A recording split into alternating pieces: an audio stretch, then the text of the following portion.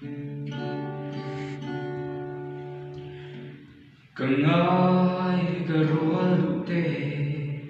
Cô về trên nà rằm mạ hiền Trên nà cô lâu hết chua Đồn sang hiền Cần ai nún ly liềm đu Cậu kia thích chẳng xin lâu Ô các ai núi Zorammuana liềm đu Mà lại ăn chẳng ta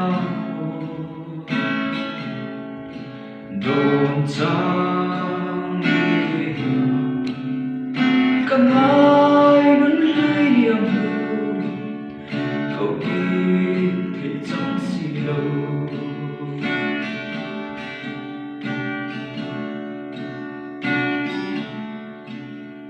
Lê xin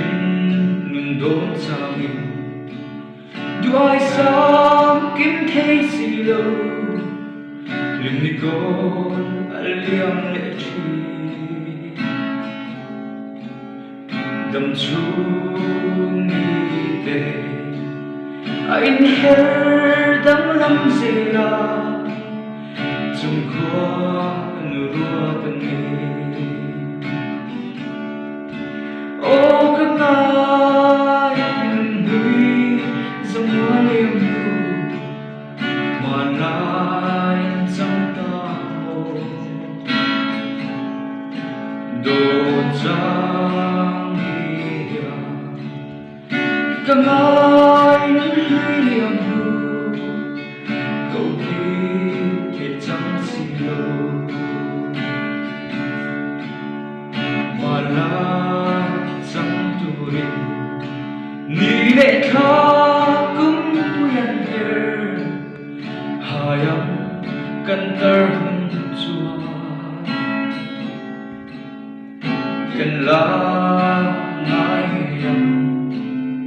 parang cần phun lại đi trả qua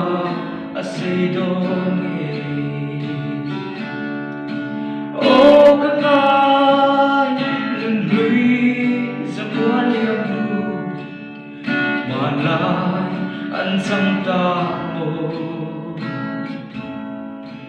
Đồn chẳng hiền Các ai nunhlui liềm đu Cậu kia thiệt chẳng xin lâu Các ai nunhlui liềm đu Cậu kia thể chẳng gì lâu